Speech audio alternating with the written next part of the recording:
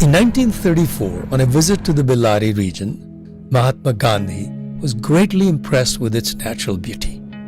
"Come to Sandura in September," he had said, and that sentence became a symbol of pride for this area of dense forests, grasslands, and streams, littered with the ruins of ancient Vijayanagar, telling of its glorious past. Today, unfortunately, Sandura is devastated. Its mountains scarred, forest cover vanishing, and its fertile land brutally dug up, all resulting from one of the most ruthless mining operations in history.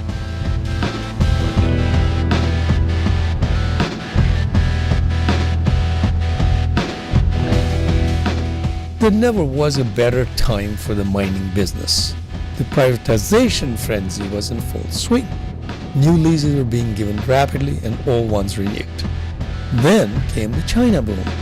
China was preparing for the Olympics and needed steel, lots of it. But as always, the road to riches was via the government.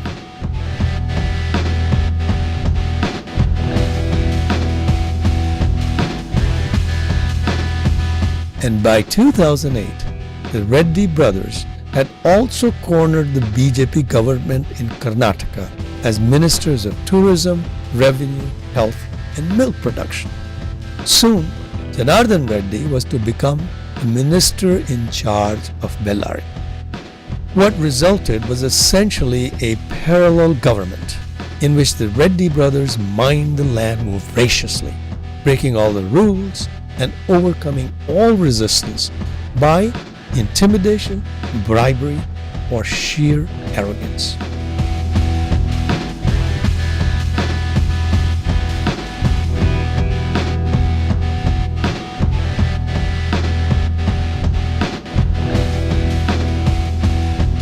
This mining that employed a mere 5% in 2001 was decimating the agricultural base that employed many times more.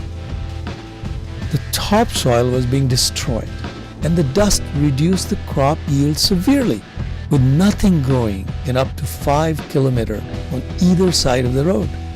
The bore wells had gone dry, the ancient tanks silted. Silt also appeared in the Tungabhadra reservoir, threatening irrigation of 2 million hectares of productive land.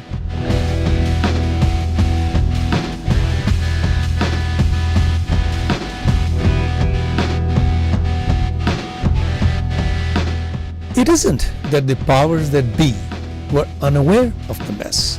As many as 7 regulatory agencies totally failed in stemming the rot. Karnataka State Pollution Control Board skipped mandatory public hearings or conducted them without the villagers. It turned a blind eye to pollution and did not prosecute even a single company.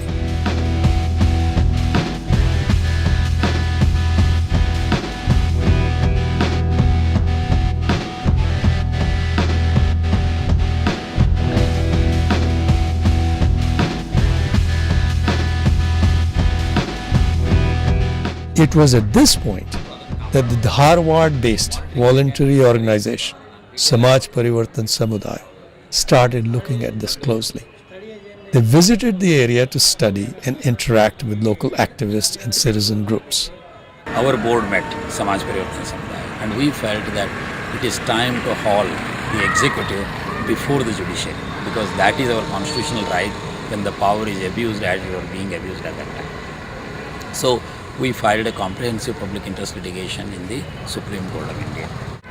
But on the other side was basically empowering the poorest of the poor and combining them with similar-minded middle class and others who wanted the laws of the land to be respected and lead a responsible life and respect Mother Nature and preserve natural resources.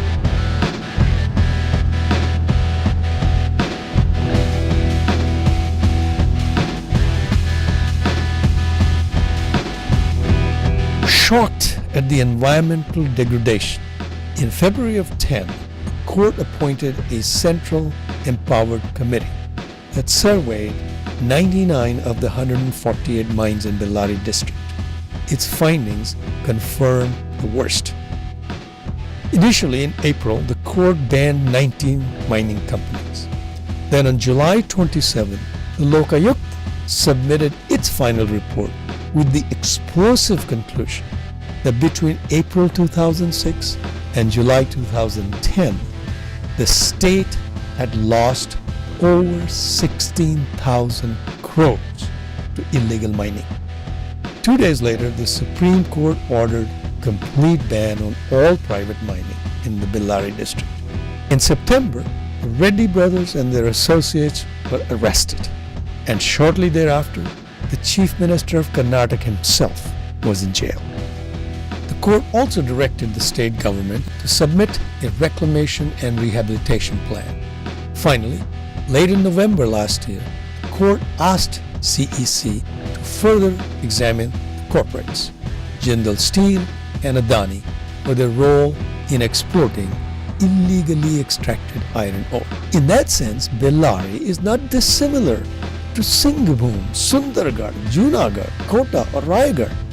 All across India, unfettered capital is aggressively jockeying for a position to gobble up the finite resources that are meant for posterity. Some of these issues are being addressed in the Mines and Minerals Regulation and Development Act of 2011, but we must go beyond that. As Prashant Bhushan, the noted Supreme Court lawyer and activist who led this PIL, articulated, as a nation we need to decide that some activities can't be given in private hands. And no matter what policy is pursued, the key decision makers should be the local Gram Sabha and not the bureaucrats or politicians in faraway places. Community ownership of natural resources has to be the cornerstone of any strategy to prevent such assaults on our collective wealth and the environment. This inspiring saga has also showcased the phenomenal role played by SPS. That a handful of dedicated activists with tenacity and courage, guiding an aroused and outraged citizenry, can overcome the influence of untold wealth and a ruthless political machine is a testament to the basic human spirit for justice.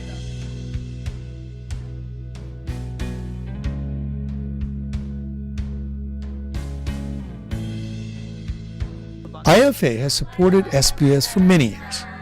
It is heartening to know that our meager funds, while helping the poor directly, are also laying the groundwork for a transformation that could benefit millions.